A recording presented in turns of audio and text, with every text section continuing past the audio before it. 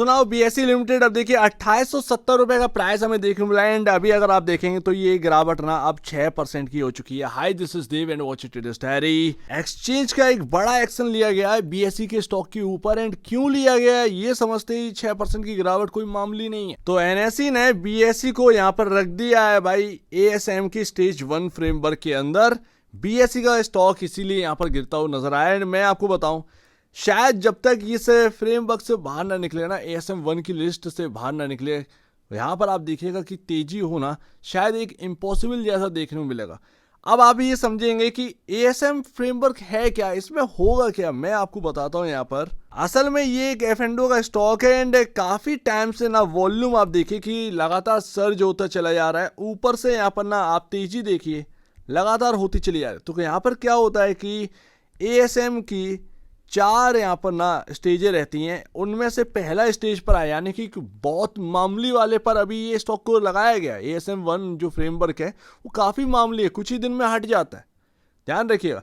सबसे खतरनाक होता है एएसएम 4, तो उसमें टाइम लगता है 1.5 महीना 2 महीना, तब यहाँ पर ना आपके सामने हटता हुआ नजर आता है। खैर उसको जाने दीजिए, बट एएसएम 1 में जो यहाँ पर आया है उसका मतलब ये है कि बॉस क्या यहाँ पर ना इस स्टॉक से कोई छेड़छाड़ तो नहीं चल रही है। मतलब एफएनडो का पार्ट भी है स्टॉक के अंदर, वॉल्यूम बहुत तेजी से बना हुआ है, लगातार तेजी भी हो रही है। तो ये सब ना क्या कोई गेम तो नहीं कर रहा। तो उसको पकड़ने के लिए एएसएम 1 का यहाँ पर ना इस्तेमाल किया जाता है, या कह सकते हैं एडिशनल सर्विलांस मेजर का यहाँ पर ना यूज़ किया जाता है। स्टेज पहली है तो जल्द हट जाएगा, स्टेज दूसरी होती है तो थोड़ा सा टाइम लगता है, तीसरी होती है तो और टाइम लगता है, फोर्थ लगती है तो और भी ज़्यादा टाइम लगता है। तो ये ध्यान रखिए। तो एएसएम 1 में अगर एएसएम 1 से जल्द निकल गए तो ज़्यादा बेहतर है।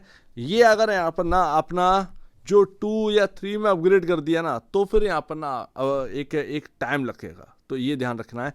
बाकी भाई मैं ऑलरेडी आपसे कह रहा था आज कैपिटल मार्केट के स्टॉक टूटे, एक दूसरे को देखकर यहाँ पर टूटे सही मायने में। मैं आपसे 2-3 दिन हो गए मैं आपसे कह रहा था ये जो कैंडल है जो 3000 रुपए के आसपास जो बन रही है ना, ये कैंडल काफ़ी सुस्त वाली बन रही है, इनमें ना कुछ देखने को नहीं मिल रहा। इन्वेस्टर और ट्रेडर जो है वो इतना इंटरेस्टेड नहीं है इस प्राइस पर। एंड आप देखो 3020 3030 तक गए होंगे, इंटरडे में ही फॉल आ गई थी मुझे याद है। एंड यहाँ पर आपके सामने अभी ये एएसएम का खबर आ गया तो वो स्टॉक नीचे है। अब देखिए सब कुछ टिका हुआ है एनएसई इंडिया के भाव के ऊपर। आप कहेंगे क्या बात कर रहे हो यार, इनके ऊपर क्या है भाई, इनसे ही तो चल रहे थे। ये एनएसई का जो आईपीओ है उसकी बदौलत ही तो यहाँ पर तेजी आ रही थी। वैल्यू देखकर आपने कहाँ से वैल्यू आंकी थी, सीधी सी बात है ना। 6 लाख करोड़ का मार्केट कैप कहाँ से पता किया, एनएसई के अनलिस्टेड मार्केट कैप से ही तो पता किया है ना। तो वही देखिए प्राइस गिर रहा है, ये प्राइस जो है ना वो फॉल हो रहा है। अगर ये और यहाँ पर फॉल होता है तो फिर ये कोई एक अच्छा साइन नहीं है, एक नेगेटिव साइन है, ध्यान रखिएगा बीएसई के लिए भी। इसका मतलब क्या है, इसका मतलब ये है कि आपकी तेजी पर ब्रेक, क्योंकि अब तक जो हुआ ना तेजी यहाँ पर हो रही थी वो एनएसई का भाव बढ़ चुका था, वो तेजी यहाँ पर चल रही थी। एंड आप देखिए 3000 पर आकर अब हम अटकने लगे हैं, वास्ते नीचे आए हैं। End of course market cap में भी गिरावट है, लेकिन मार्केट कैप इतना नहीं गिरा भाई, 25 रुपए तो नीचे है। बट मैं आपको बता रहा हूँ कि अगर और नीचे हुआ ना तो फिर प्रॉब्लम यहाँ पर शायद हो सकती है, एक तेजी पर रोक लग सकती है, ये ध्यान रखना है। यहाँ पर अगर आप देखेंगे तो अभी भी जो मार्केट कैप है एनएसई के पास वो इतना बड़ा है कि आप एक ना अनुमान लगाइए। एंड एनएसई के आईपीओ का ना अभी कोई डेट अनाउंस नहीं हुआ है, आप इस बात को समझिए भाई, अभी डेट नहीं आया है। डेट आता है उसके बाद टाइम लगता है भाई यहाँ पर आईपीओ लॉन्च होने में, उसके बाद लिस्ट होने में, तो टाइम ही टाइम है। एंड 10 दिन यहाँ पर इनफ रहते हैं एक बड़ी तेजी के लिए। तो चाहे आप एफएनडो का पार्ट हो या फिर ना हो, चाहे आप कैश मार्केट में ही यहाँ पर ना काम करते हो, 10 दिन इनफ होते हैं, 10 दिन इनफ होते हैं तेजी के, तो वो बात आप समझिए। बट मैं यहाँ पर आपके सामने ना बीएसई का जो बेस वैल्यू है यहाँ पर मार्केट कैप का वो 65,000 करोड़ में ऑलरेडी आपको बता रहा था। एंड वहाँ से आप देखिए प्रीमियम पर हैं आप, ठीक है ना। ये प्रीमियम अब उम्मीद है ये बढ़ सकता है, मुझे ये नहीं पता कि एनएसई के आईपीओ तक क्या यहाँ पर ना मार्केट इसको डबल कर देगा या फिर यहीं रुका रहेगा, मुझे नहीं पता क्या ये मार्केट कैप डबल होने वाला है। भाई एनएसई अगर 6 से 7 लाख करोड़ का यहाँ पर मार्केट कैप एंजॉय करेगा, बीएसई आप देखिएगा शायद शायद मैं ये नहीं कह रहा हूँ कि हो जाएगा, मैं ये कह रहा हूँ कि ये मार्केट कैप डबल हो जाएगा। यानी कि अगर मार्केट कैप डबल हुआ तो यानी करंट में जो भाव है उसका डबल होना तय है, क्योंकि प्राइस बढ़ेगा तभी तो मार्केट कैप बढ़ेगा। एंड अभी अगर आप देखोगे तो यहाँ पर ना प्राइस टू बुक वैल्यू देखिए ज़्यादा तो हो ही रहा है, 26.26 टाइम है एंड पी रेशियो 88.68 है। बट कैपिटल मार्केट की कौन सी कंपनी सस्ती है भाई? सब कंपनियां महंगी हैं आज की डेट में।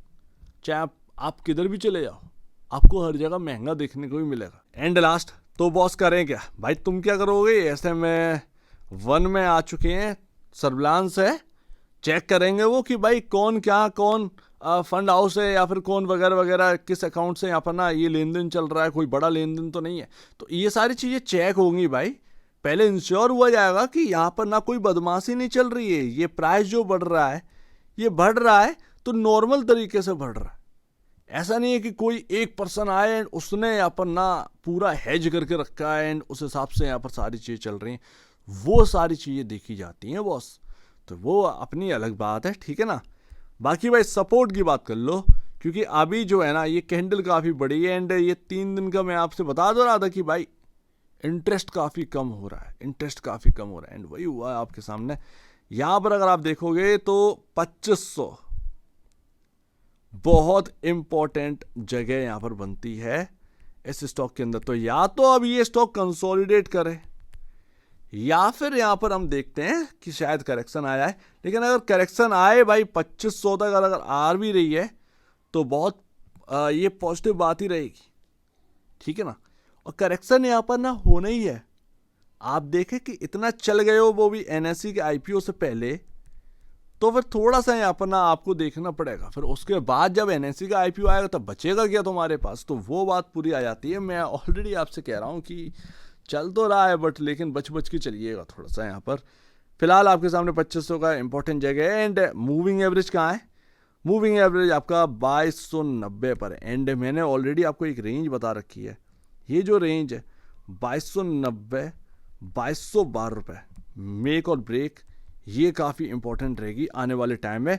बट फिलहाल में आपका यहाँ पर ना 2500 काफ़ी इंपॉर्टेंट है एंड ये मान लीजिए 2300 पर आपका मूविंग एवरेज आ चुका है। तो मूविंग एवरेज आपका काफ़ी खतरनाक होता है, मूविंग एवरेज आपका सपोर्ट करने आ रहा है। तो जब तक वो प्राइस और मूविंग एवरेज का मिलन ना हो जाए, अभी ये कह सकते हैं कि जो प्राइस है वहाँ तक मूविंग एवरेज ना पहुँच जाए, या तो वो प्राइस नीचे आए भाई, ये जो प्राइस है या तो वो नीचे आएगा या फिर ये धीरे धीरे मूविंग एवरेज आपका प्राइस तक जाएगा। बट प्राइस तक पहुंचना मूविंग एवरेज का ये काफ़ी पॉजिटिव बात है। सो उम्मीद है काफ़ी कुछ आपको समझ में आया होगा। इंतज़ार करिए थोड़ा सा, काफ़ी चल चुके हैं। मैं ऑलरेडी उस दिन समझाया था कि तकलीफ़ नहीं होनी चाहिए तुम्हारे पास, कि अगर आपने एक बड़ी तेज़ी इंजॉय करी है, मौज से रहिए, मौज से रहिए भाई, ये ज़्यादा बेहतर है। क्योंकि कभी ना कभार आपको जो है गिरावट देखनी पड़ेगी। तो वही सारी चीज़ें यहाँ पर है और कुछ नहीं है। सो उम्मीद है काफ़ी कुछ आपको समझ में आया होगा। एक बार निवेश से पहले या बेचने से पहले अपने ब्रोकर एडवाइस से जरूर सलाह लीजिएगा, या खुद की स्टडी करेगा, उससे बेहतर कुछ भी नहीं, खुद की स्टडी मस्ट है। तो आप दीजिए मुझे वीडियो देखिएगा, वो तो